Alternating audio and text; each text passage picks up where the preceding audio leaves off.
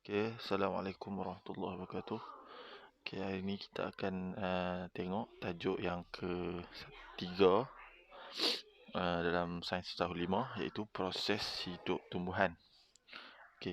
Proses hidup tumbuhan ni dia ada 4 bahagian yang kita kena tahu. Yang pertama, ciri-ciri dan tingkah laku khas tumbuhan. Yang kedua, kemandirian spesies tumbuhan. Yang ketiga, kepentingan pencarian biji benih. Dan yang keempat, kepentingan tumbuhan. Kita tengok yang pertama, proses hidup tumbuhan.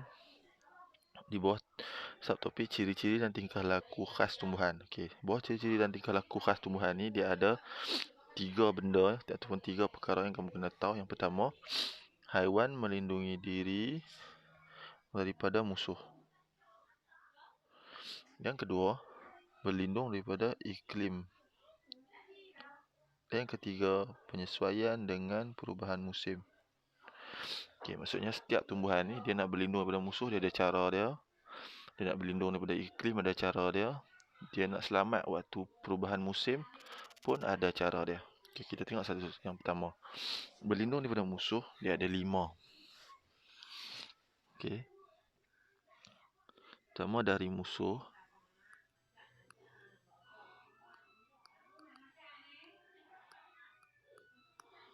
Dari musuh dia ada 5. Yang pertama, berduri.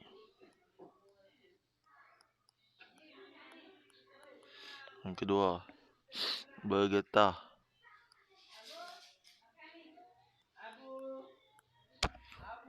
Tulisan pakai tablet ni agak tak apa nak cantik. Yang ketiga, berbulu halus.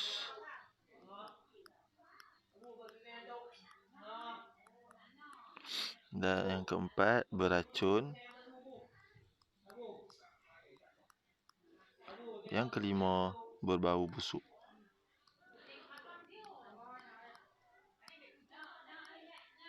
Ini 5 cara tumbuhan melindungi diri dari musuh. Dari musuh.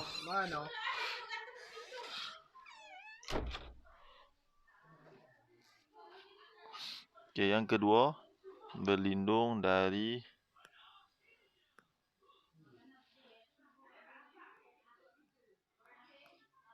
iklim. Dari iklim ada 2 contoh tumbuhan dan ciri dia banyak. Yang dalam ni kita bagi yang pertama, daun bentuk jarum.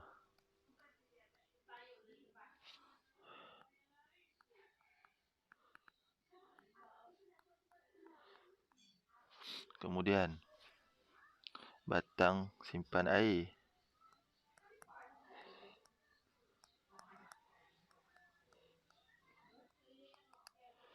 Kemudian, akar yang panjang.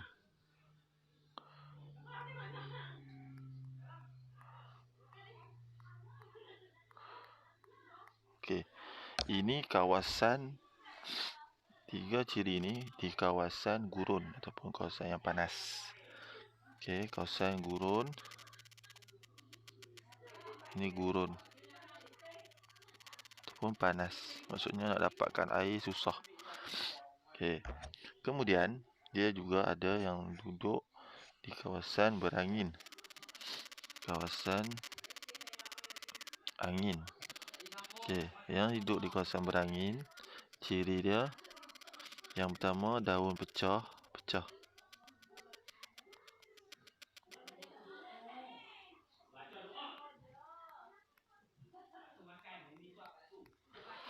Daun pecah-pecah. Yang kedua,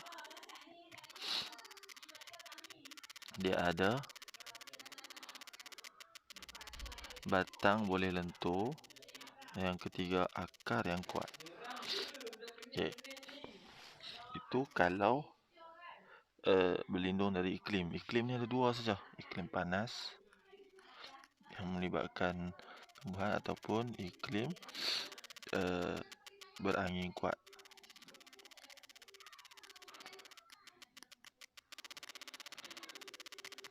Kalau panas lain, berangin kuat lain. Cara dia lindungi diri, daun pecah-pecah, batang boleh lentur, akar yang kuat. Okey. Contoh tumbuhan pula kalau berlindung dari musuh ni yang berduri. Semua pokok yang berduri, dia guna duri dia untuk lindungi diri daripada musuh. Contoh kaktus. Lagi semalu. Bergetah. Pokok mana-mana pokok yang mengeluarkan getah, digunakan getah dia. Contoh betik. Keladi. Berbulu halus. Berbulu halus ni kita kena kita jadi gatai. Contoh lalang.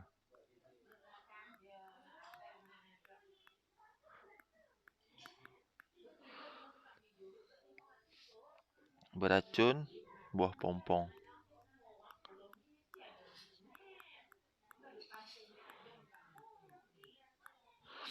Yang terakhir berbau busuk, iaitu Rafflesia dan tembakau.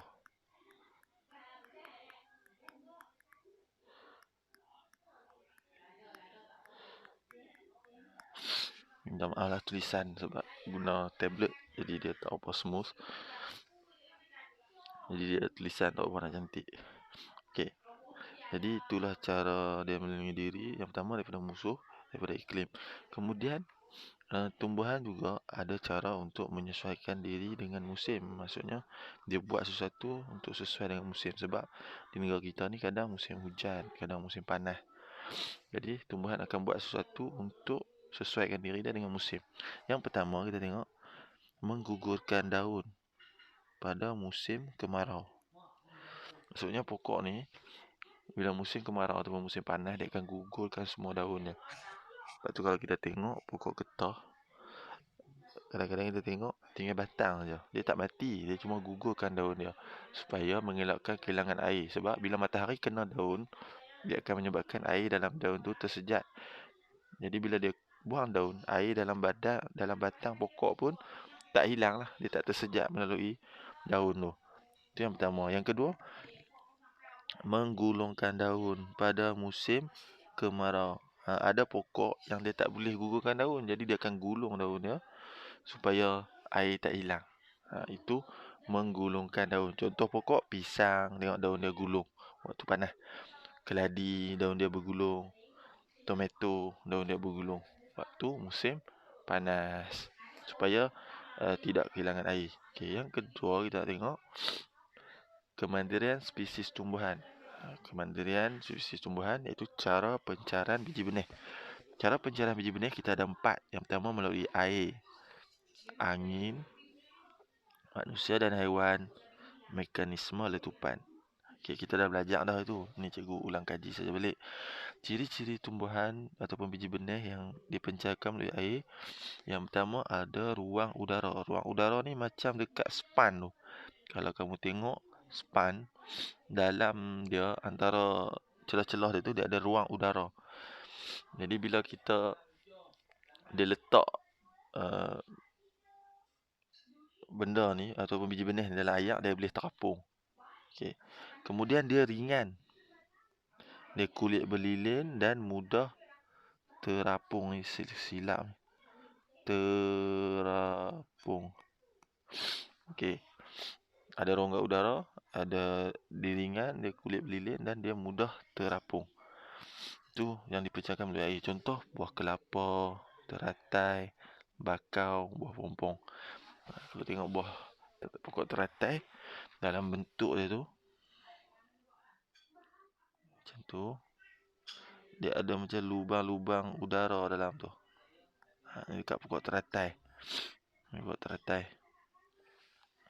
Kalau angin ada 3 ciri. Yang pertama struktur seperti sayap, kecil dan ringan. Okey, dia ada biji benih yang bentuk dia macam sayap. Ada yang macam tu. Kemudian dia bulat macam sayap. Ni macam sayap. Jadi bila angin tiup dia boleh terbang. Dia boleh terbang pergi tempat jauh. Contoh dandelion. Dandelion dia ni bulu-bulu banyak tu. Dandelion. lalang, kekabu, meranti, angsana, ni semua ada sayap. Kalau tak ada sayap pun, dia mesti kecil dan ringan.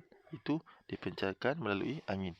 Kemudian, manusia dan haiwan. Okey, manusia dan haiwan. Selalunya kalau melibatkan manusia dan haiwan ni, dia dua je. Sama ada kita makan, ataupun haiwan makan, ataupun benda tu lekat pada bulu haiwan, ataupun lekat pada seluar kita. Jadi ciri yang pertama, bau dia enak. Maksudnya bau enak, haiwan boleh bau, pergi makan biji dia berak, buang tempat lain. Jadi dia tumbuh tempat lain tu, tempat haiwan tu berak. Yang kedua, warna menarik. Warna menarik pun menarik minat haiwan untuk makan juga. Ada cangkok dan rasa enak. Okey, ada cangkok ni maksudnya tumbuhan tu di bawah batang dia ni ada macam cangkok. Cangkok ni akan lekat dekat seluar, dekat bulu, dan menyebabkan bila haiwan tu pergi tempat lain, dia goyang-goyang badan, jatuh tempat lain. Kita pun kalau kemuncuk lekat kat seluar, kita pergi buang di padang bola lain, kena kat padang bola sekolah kita, tapi buang kat padang bola sekolah lain, nanti akan tumbuh kemuncuk kat situ, tempat lain tu. Contoh, buah durian. Buah durian kita makan, buang biji tempat lain, tumbuh tempat lain. Mangga bersama, rambutan, manggis, cili. Sebab tu pokok cili ni banyak dalam hutan, ataupun di mana ada hutan mesti ada pokok cili. Sebab burung makan buah cili ni, kemudian dia terbang pergi tempat lain, dia berak kat situ, ada biji benih dalam najis dia, tumbuh pokok cili. Tu cara penyebaran biji benih cili. Ke lulut pula, dia ada cangkok, cangkok ni yang melekat dekat bulu haiwan, bulu seluar kita. Kita buang pula tempat lain, tumbuhlah kat tempat lain tu pokok kelulut nanti. Okey, yang terakhir, mekanisme letupan. Dia mesti keras dan kering apabila matang. Bila kering dia warna koko tu, dia keras dan kering. Kemudian dia akan pecah dinding tu dan biji tu akan campur jauh. Contohlah kacang macam ni. Dia akan masak tukar warna perang, sampai tu masa dia pecah, akan terbuka macam tu. Terbuka tu, biji kacang ni akan ada biji kacang akan terpelanting jauh dia terpelanting jauh pergi tempat lain, tumbuhlah pokok tempat lain. Tu mekanisme letupan. Contohnya buah getah, keembung, buah saga. Yang cikgu dah pernah tunjuk video kat kamu hari tu. Okey, yang ketiga kita nak tengok adalah kepentingan pencarian biji benih. Okey, kenapa biji benih ni kena sebar jauh? Yang pertama, supaya memastikan kemandiran spesies. Supaya spesies tumbuhan tu boleh bertambah. Kalau dia tak pencar biji benih, tak hasilkan biji benih, makin lama tumbuhan makin kurang dan akan pupus. Okey. Yang kedua, mengelakkan berlakunya persaingan spesies tumbuhan yang sama. Okey. Kalau tumbuhan tak pencarkan biji benih, contoh ni tumbuhan, semua jatuh tumbuh sini. Lama-lama yang ni saja yang besar, yang lain semua pendek-pendek, tak boleh besar. Tapi kalau dia pencarkan, contoh dia pencarkan, contoh angin bawa terbang pergi kat sini, tumbuh kat sini. Jadi dua ni taklah bersaing sangat. Tapi kalau kat bawah ni dia bersaing. Ni pergi jauh, tak bersaing lah. Haiwan bawa pergi jauh, tak bersaing. Angin bawa pergi jauh, tak bersaing. Ayak bawa pergi jauh, tak, dia kurang persaingan. Sebab dia jauh, ruang dia besar. Kan keperluan asas tumbuhan antaranya ruang. Jadi bila dia cukup ruang, dia tak bersaing untuk matahari, dia tak bersaing untuk ayak, dia tak bersaing untuk ruang. Jadi dia boleh hidup dengan subur. Keempat, kepentingan tumbuhan. Okey, kepentingan tumbuhan sebagai sumber asas bagi manusia dan haiwan. Maksudnya kalau tak ada tumbuhan, susah nak berlaku proses pertukaran oksigen macam dalam proses fotosintesis. Kamu dah belajar di tahun 4. Kalau tak ada tumbuhan ni, macam mana gas karbon dioksida nak ditukar kepada oksigen? Susah. Jadi kena ada tumbuhan. Yang kedua, memastikan keseimbangan ekosistem. Maksudnya ekosistem kena seimbang dalam rantai makanan. Tumbuhan duduk di depan sekali. Rantai makanan kan mula dengan tumbuhan, lepas tu dimakan oleh apa. Kalau tak ada tumbuhan ni, semua ni tak ada. Yang ketiga, sebagai sumber bahan mentah, makanan dan bahan api. Bahan mentah ni untuk buat perabot kena ada kayu, untuk buat ulam, untuk buat kapas kena ada pokok kapas. Jadi sebagai bahan mentah. Kemudian sebagai makanan, kita makan daripada buah-buahan, sayur-sayuran, semua daripada tumbuhan. Jadi kalau tak ada tumbuhan, kita nak ada makanan. Bahan api, bakar kayu api sebagai bahan api. Yang terakhir, sebagai tempat perlindungan bagi haiwan.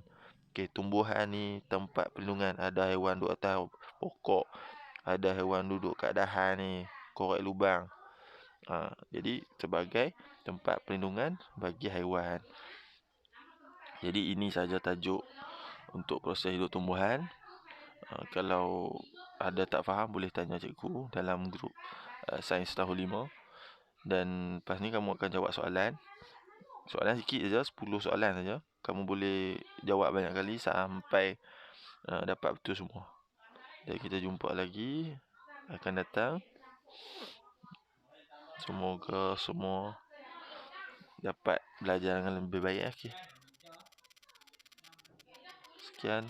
Terima kasih.